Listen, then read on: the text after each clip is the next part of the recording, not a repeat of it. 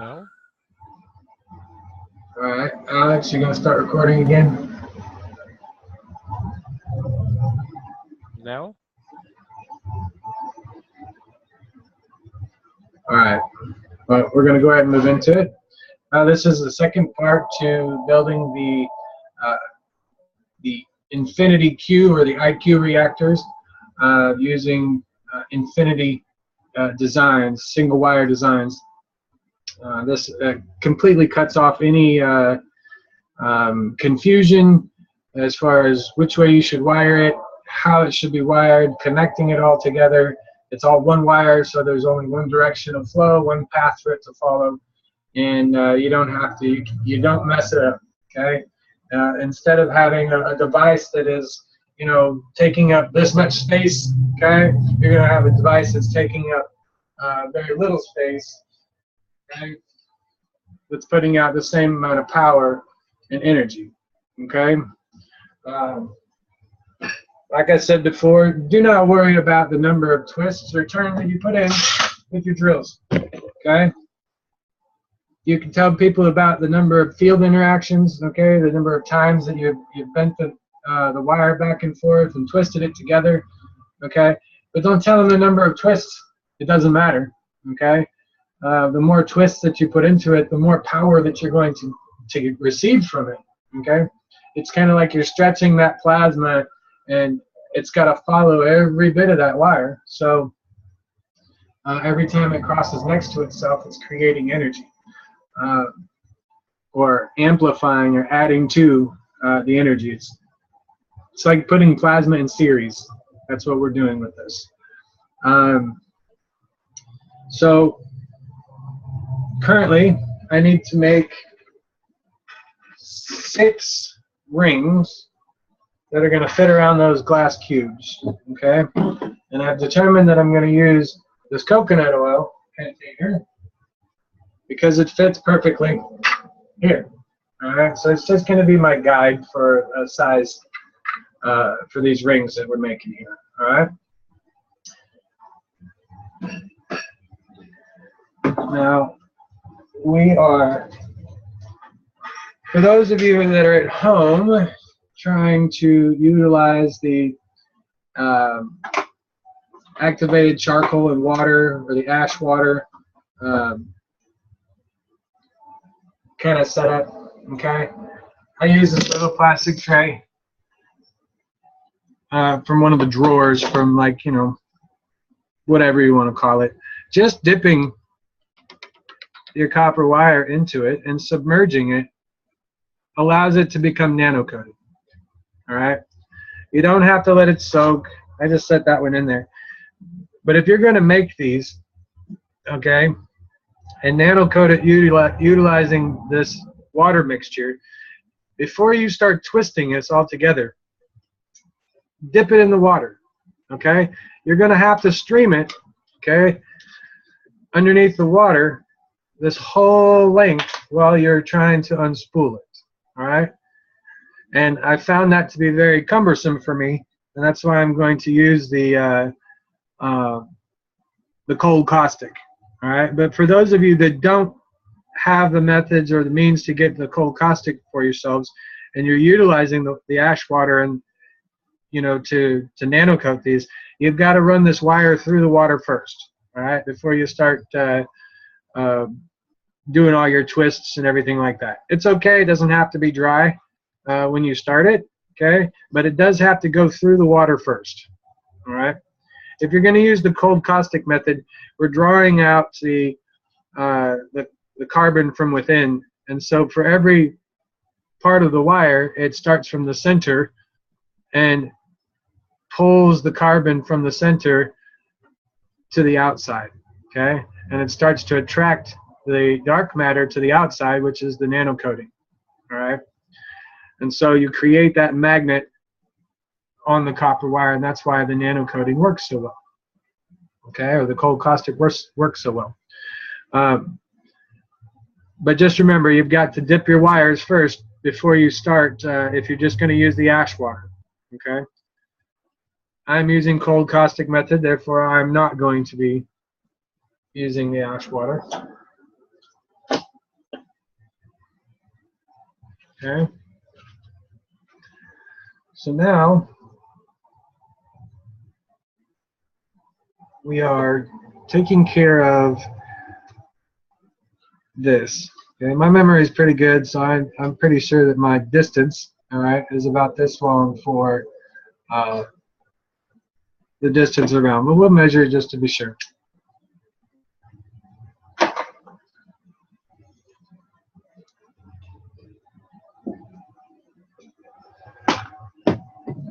Okay, just to give it a good starting point. All right. You see where I pinch it right where it crosses, okay? You could crease it there if you want to, just to show that that's your starting and stop point, okay? Look familiar? Looks like the ohm symbol, right? Create that C shape. So, and then we're just going to continue on, and we need to make 4 of these, or 6 of these in a row, okay? And we want it to go extend, remember, extend about an inch or so beyond your initial bend, right? To allow for a little bit of shrinkage, as we call it, because it's going to compress this coil down on itself. Okay, and you can do whatever you want. You can put 6 in here, you can put whatever you want. I'm doing 4 because 4 is the divine 3. And if you understand the importance of 3 6s and 9s, you'll understand that 3 is the most efficient and simplest form. All right? And it's just repetition, guys. You'll hear me say it again. It's just repetition. You're doing this over and over again, and you're just adding piece by piece. You're building it piece by piece. Okay. There's one. All right. So let's measure it again. And you got to remember, it's only going around the corner of your glass. Okay, so it doesn't have to have that big of a space. Okay, this ring is going to go down here on the bottom. Okay, the very first ring goes on the bottom, right? And so from here, you want it to move clockwise. So you're going to think, come on. My laptop is not working with me today. So the bottom ring is going on the bottom, right? Then you're going to bring it up to the side, one of these sides, and then it's going to travel in a clockwise manner, okay, from the time that you hook it up, okay? But it's all one wire, so you don't have anything to worry about, all right? So we need to make 6 of these. I keep moving my thing back there because, well, I really don't want it to get broken or knocked off. All right. Now, one of the things that I've identified, okay, as an issue was the ability to place these rings in the center. Okay. So what I want here is that I want my positive to be on one side and my negative to be on the other side. So I've got to allot for the distance, okay, to the opposite side here. All right, so that you can see that it comes out the other side. All right, so this is where I want it to end and my spacing begins, right there, okay, between my thumb and that angle. All right, so my spacing is going to be about, you know, an inch or inch and a half. All right, so I'm going to create a corner there and about an inch and a half.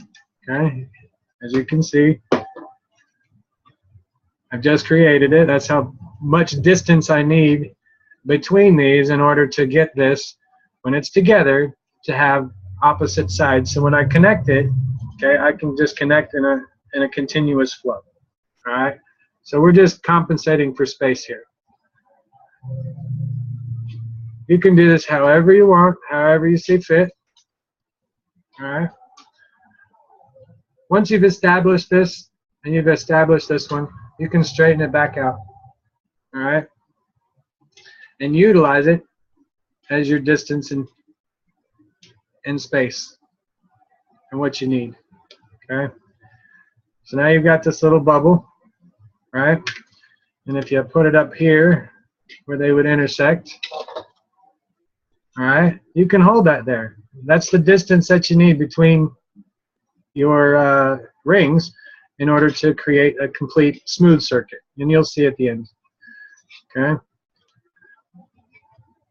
So I use it as my gauge, right? I move along about a ½ inch further. That's where I keep the bend. Okay. And I'm moving all the way up. So this bend right here, okay, you can't see it, but this bend,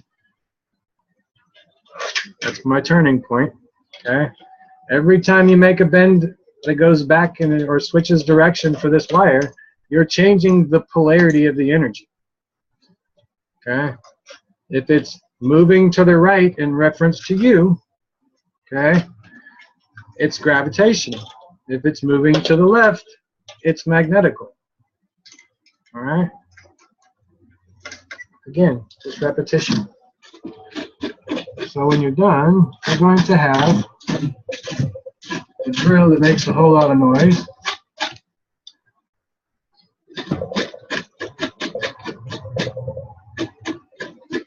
It's not usually this noisy, but it is today.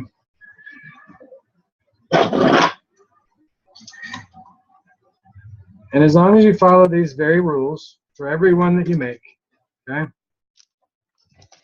Mark.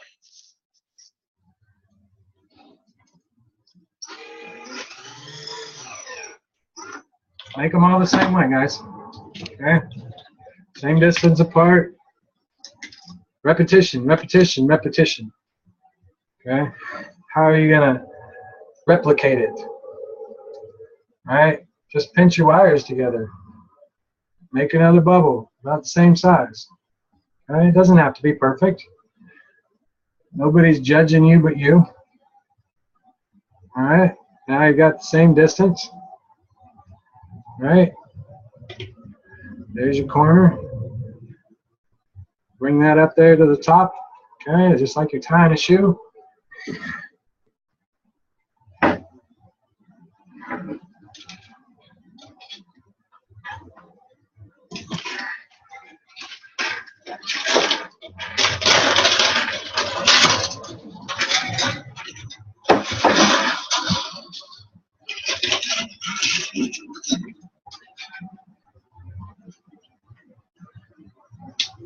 And you're just doing this over and over again, guys. If you haven't made one of these at home yet because you just don't understand or you think you're going to screw it up, try. Okay? Try to screw this up, please. This is only one wire. As long as you use one wire, you can't screw it up. The plasma is smarter than we are at the moment, and it will fix itself. And all we want you to do is make one, plug it in, and start noticing the effects around you from people that enter your homes. Okay? Sometimes those people don't always have your best interest at heart, and they'll start to wander away from you, and they'll stop showing up and being around to try and take an advantage of you because the plasma won't allow it. If their intentions are not true to you, your creator, their creator, its creator, then it doesn't serve you, so therefore it'll start to repel those people.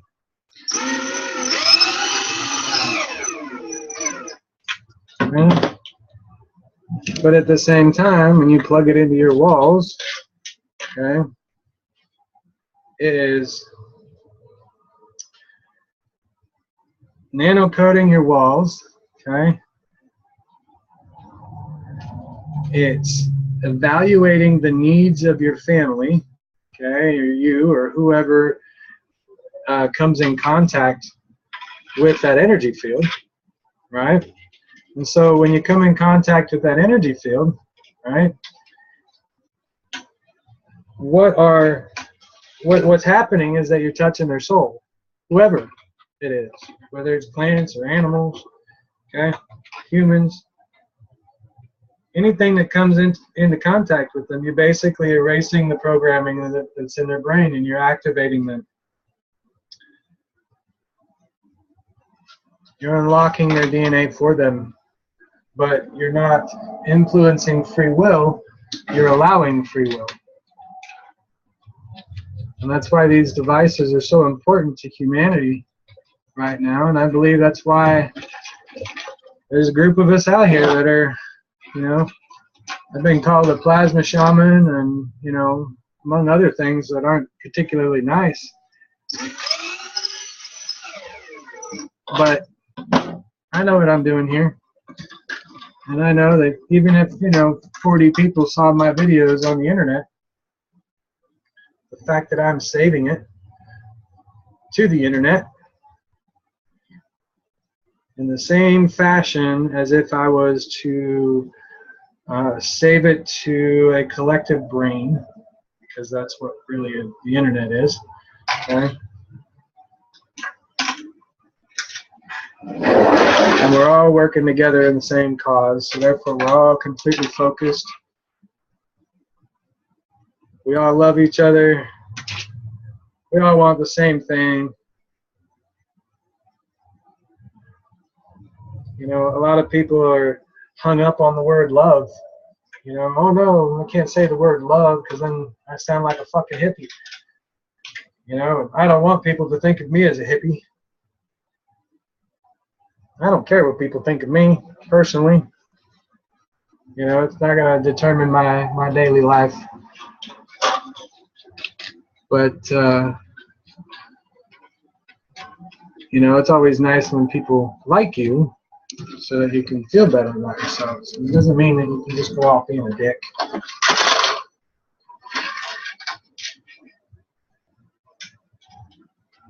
And I think there's a question regarding the nanocoding.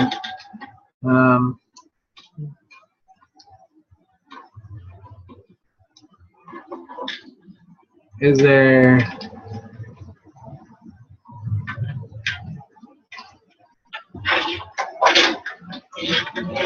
okay, why do you use the ash first for nanocoding?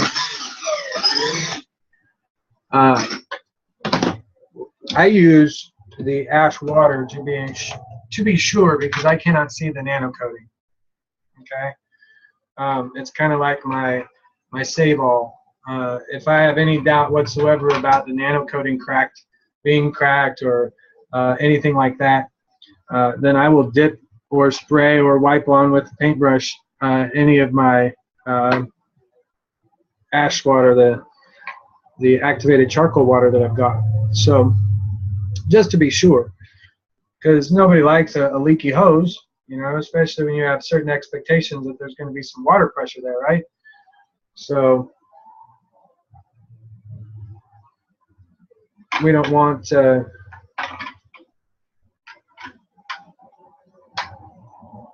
take all that kind of leakage and lose it. And is there a use for sulfur powder added to the cold caustic? Well, I'm sure there's a use for it. You know, what are some things that sulfur is good for? You know, what are some of the features that are only unique to sulfur? Can you tell me? This is how I determine the polarity of things, and, you know, what kind of benefit they would need. So if we can determine what kind of need or effect, okay, because when you put sulfur into your caustic, that means that you're trying to attract sulfur.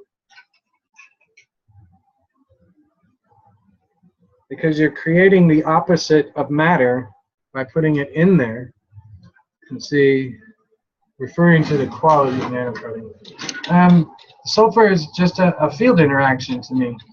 When you look it up on the table of elements, okay, the periodic table of elements, what is the atomic number of sulfur?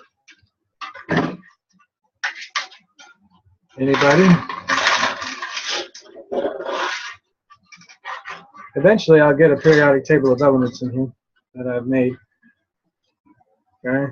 But whatever the atomic number is, okay, for sulfur, when you add it to your caustic, that's how many field interactions are in your caustic. Plus 1. Okay? So, alright. While I've been here chatting, you guys have been watching me make this. I now have 6. Okay? 6 of these infinity quad cores, all in line, okay? All in series. This is going to create the 6 rings required around it, okay? Remember, each one of these has 4 with an innumerable number of twists in each one of them, all right? So we have 4 times 6 here, which would be the 24. Okay, 6 times 4. So you will have 24 field interactions, okay, all connected in series. What we're doing here, though, is that you've got 4 times 4 times 4 times 4 times 4 times 4. So you've got 4 to the power of 6 that you're working here. That's the energy buildup because it's all in series. Okay? Now, I'm done with this spool of wire. Okay? Remember, I always cut my source in longer. Okay, so now I've got a really long wire and I've got a short wire on this side. Okay. Bend over the end for your source. Okay. And now you've got these. You can stretch it all out. And this right here seems to be about 18 inches long. All right, total length, maybe a little bit longer from this end right here, this point, to this point. Okay, so it's about 18 inches long here. And now we are going to bring these wires around to themselves so that they're centered.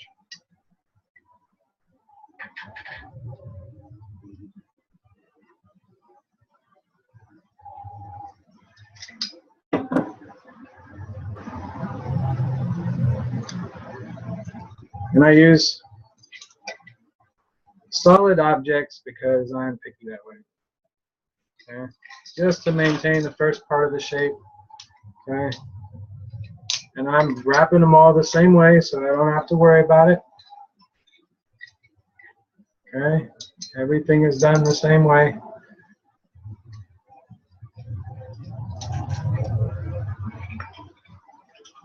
Oh my gosh, my nose.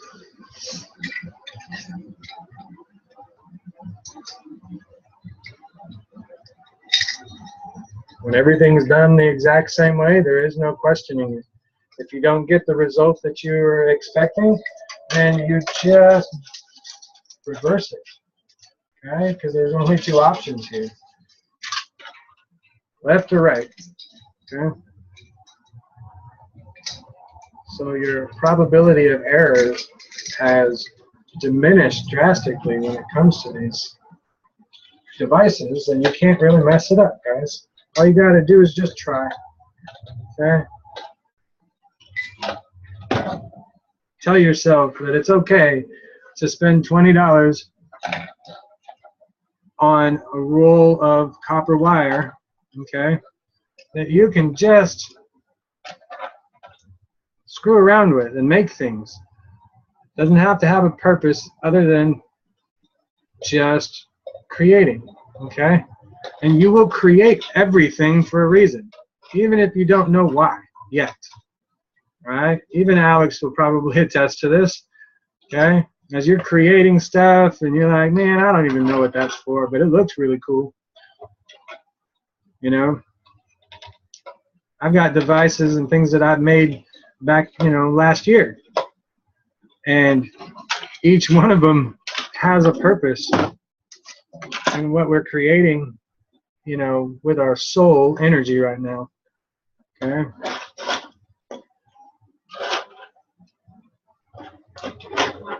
Now I'm just shaping these even further so that I understand or see that they're going to fit where I want them to fit.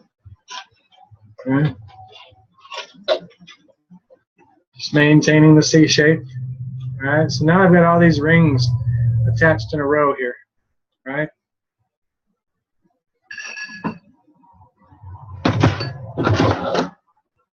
After we put these and get them all nano coated, okay?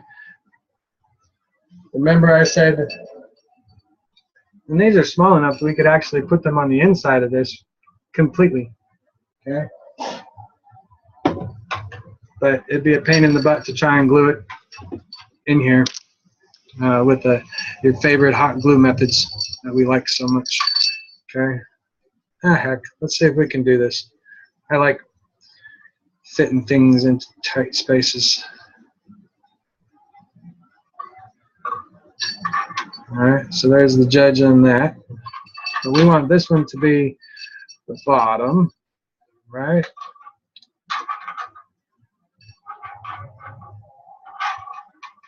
So I'm just going to do like so. Remember what I was saying? Sorry, guys.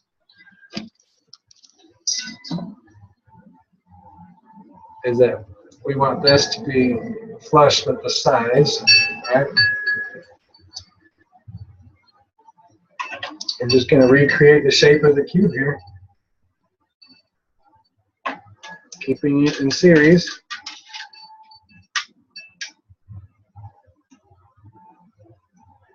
All right. If you are really easy at spatial thinking and being able to open your mind's eye up for a little bit better visuals in your mind, okay, then this part can become pretty easy. I have to think of it like 3D printing. Honestly, that's the way I think of this, is that I'm 3D printing with copper wire right now, because I'm building it backwards just like the 3D printer does. So it would be a lot simpler for me if I had a 3D printer, but I don't. So right now we're just going to work with what we've got.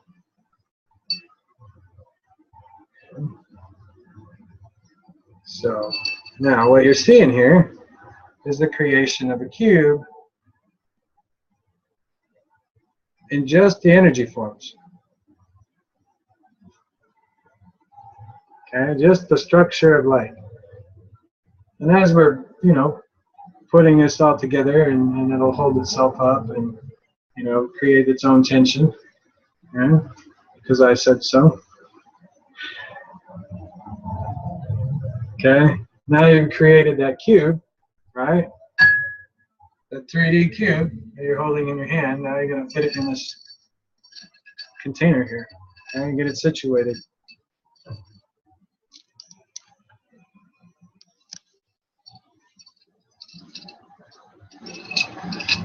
And when you do it this way, you know, I've never done it this way before. This is the first time.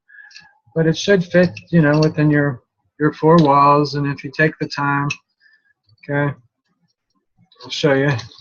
But if you take the time to put the ends together, and, you know, if you wanted to, after it's nano coated, you could actually glue these points, okay, or connect them with a wire so that it just fits. This is all that it takes right here. All right, you don't even need the glass, but we want the glass to make it look more official and, you know, not so much like a toy. Okay, and you know, you have to remember when you got this. Okay, we still have this one that's going in the center of it, right? So now you've got the cubes within the cubes, and you're closing the lid on it. That's the power of infinity. So this mess of wires right here you just saw me make is actually just 2 wires, all right, with a bunch of circles and made in a very, very specific way. Okay, there's only one way that you can make them, all right, and we'll connect them after these are all nano coated. All right, I'll make another recording session to connect all of these together. Okay, and you'll be able to see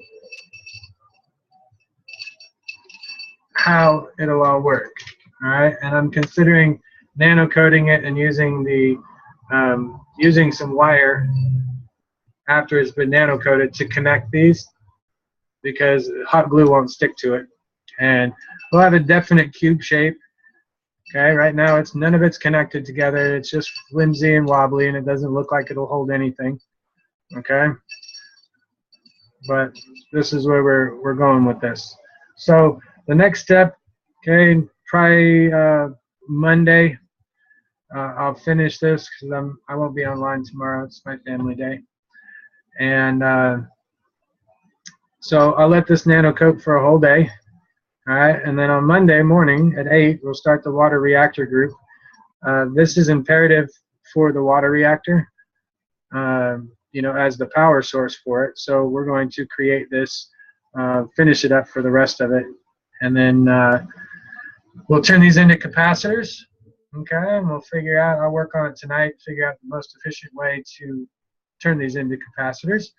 And once that's done, you'll see this wire right here take the shape of this glass container, and it will hold all of the plasma that we need, okay, and all of the energy.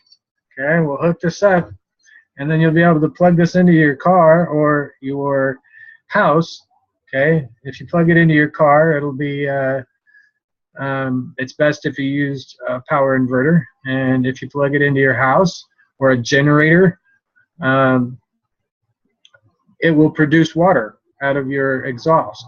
So not only do you have unlimited power because it's burning hydrogen, all right, and I'm still doing the testing phase on this for the generators. And my vehicle, for that matter. My vehicle is producing water out of the tailpipe currently, based off of the little bit larger version of this, okay? And it's producing hydrogen, but I can still smell exhaust. And when I put gas in there yesterday, I used 9.3 gallons out of 222 miles. That's about normal, okay? And then what comes to mind is telling me that the plasma that I've created is, one, nano coating my vehicle, all right, still in the process, which means it's still burning fuel. Another thing that comes to mind is that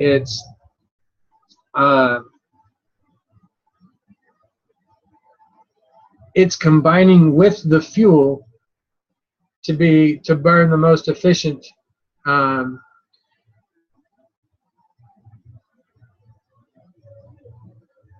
to keep the vehicle in balance, okay? Because it's still burning fuel, it still has fuel on the inside, the fumes, that's what's causing the ignition still, okay?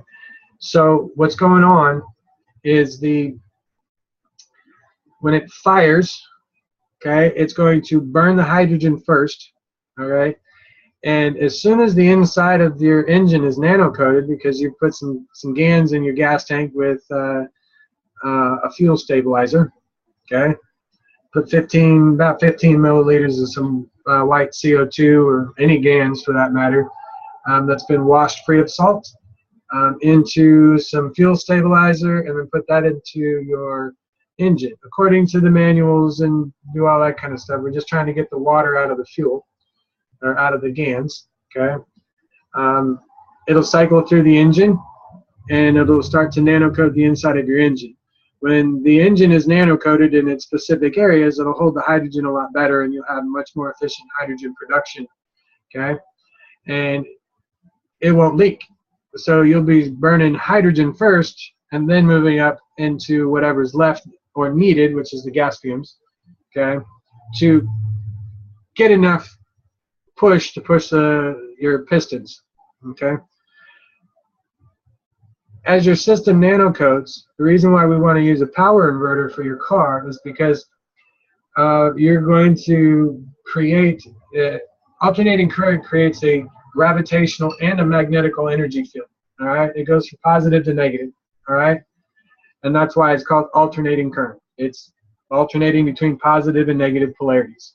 All right, and so when it's doing so, when it creates a positive polarity, it's magnetical. If it creates a negative polarity, it's gravitation. And so alternating current creates both of those at the same time. And that's why we use the power inverter for the car. If you were just to hook it up directly to your system in the car and your battery, you'll get better gas mileage, but it's only gravitational. Okay? It's only a DC power source. All right? And so it's only traveling in one direction. There's no give and take in that. That's why we want to use the power inverters. When you're using, and you hook these up to, you know, for instance, these connection devices that I was explaining earlier, all right? This will only work for one of these designs, okay? Because you're just taking this wire and extending your hot wire by, you know, however many feet of wire you've got to, all right? You're making it longer than your negative or your return wire, all right? Which creates that potential difference, which creates your energy field, okay? In traditional copper wire, you're creating an induction field, okay? When you're utilizing the quantum physics of things, or the quantum size, or the super small universal size of things, you're creating that universal induction field, which is attracting all that universal energy to it, okay? How are we going to tap into it? And that's what we're learning here, is to tap into that universal energy that's being sucked into this little black hole, as it's been called, okay? It's just a little vortex of energy that's pulling it towards the center. Once you trap that in there and there's enough energy to pull it, it compresses down and then it expresses outwards. And that's what we're working with here, is that outward expressed energy field with these. When you walk into it, okay? That's what this beeping is, okay? That's the outward expressed energy field, okay? This right here will also produce the same energy field when it's plugged into your power inverter. It doesn't matter what size power inverter. I just happen to take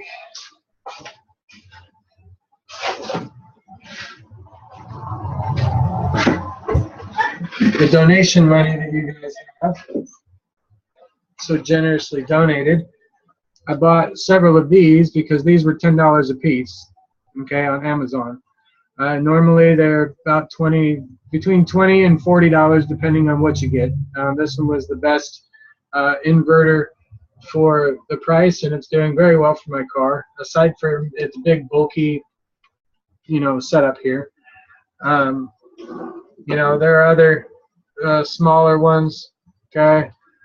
As long as I have an AC plug, alternating current plug in there, these will work just fine for your vehicles, okay?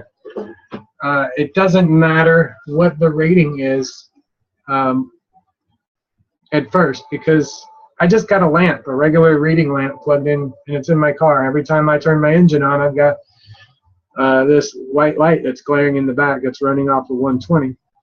And that's completing the circuit and putting the draw on the car system, okay, which is creating or making it nanocoat faster, okay, because it's doing gravitational and magnetical at the same time.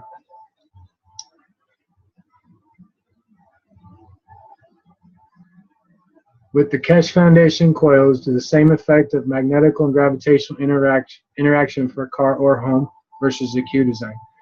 What do you mean? Are you talking, can you use both of them in the cars?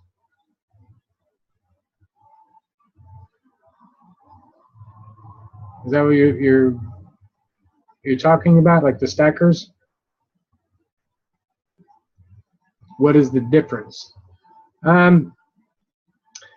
The stacker units, okay, are multiple wires.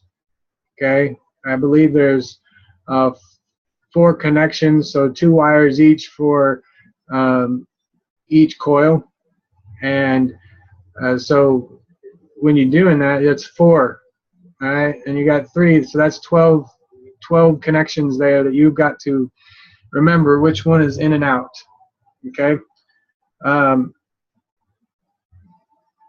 this right here, okay, each one of these twists that we put in here, okay, remember I said each one is a 4, right? We created the quad core. That means that it's equivalent, because they're give and take, automatic. That's equivalent of putting 4 stacker coils,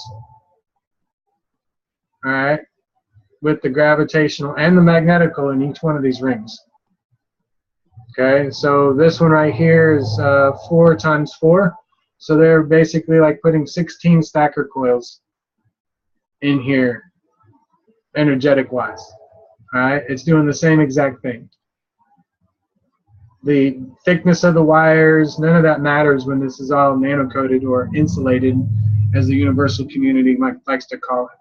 Okay, so like I said, this one right here is like having 16 stacker units on top of each other and in perfect balance and all ready to go. Okay, each time you made one of these quad cores, you made it perfect because it's already got one in and one out. If I was to try and put 16 stacker units together, okay, 16 times 4, that's 24, 64, okay, 64 connections. I think that you would have to figure out the left, the positive and the negative, and make sure that you continued the flow all the way around. All right, we've simplified it down into just a 2, and you identified which way it was when you first made your coil. All right, so you've taken out all of the question of your, did I do it right? Did I do it well enough? Okay, that type of thing. Okay, the Infinity Project is here to simplify things as much as possible, because that's what I love to do. I hate seeing people suffer. And I hate to see them be confused over something that is so simple. Okay, and I'm trying to teach and get people to understand that you only have to deal with a positive and a negative. Okay, a red and a blue, a plus and a minus. Those are the only things that you have to deal with in this world, because once you figure out the positive or the negative polarity and the opposite of whatever it is that you want, okay, you do exactly the opposite. If you want more money, then you have to give money away right now, okay, unconditionally. Give away all your money, and you will be replaced 10 times more with the money that you've got, that you need in order to accomplish everything. Okay, that's the world that we live in right now. And so, you've got to give in order to receive right now, and you got to give unconditionally. So if you give unconditionally, that means that you're not expecting anything in return, and everything will come to you. No, this is not a biblical term or a spiritual lesson. It is how the laws of the universe work. Okay, it's the give and the take. And that's what I'm trying to explain, and how easy and simple it really is. Okay, and it's going to be a lot harder for people to see it because it's so simple. Is the reason for all the glue, is it to hold the coils in place? Yes. Okay.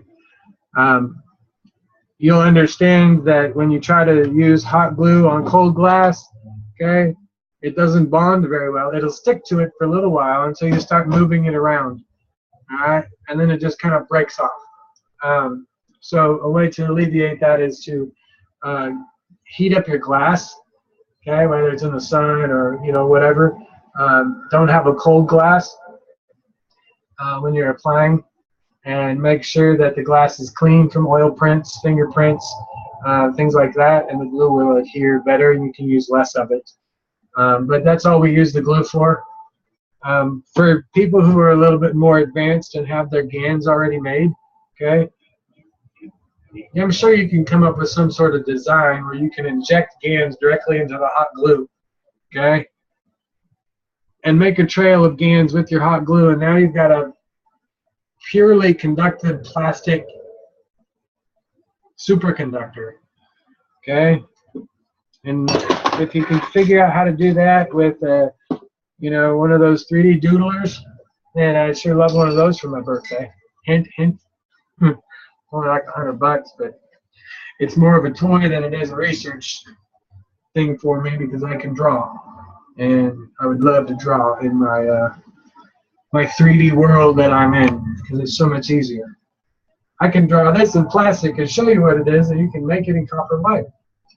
So, that kind of stuff. So, any other questions before we end this recording?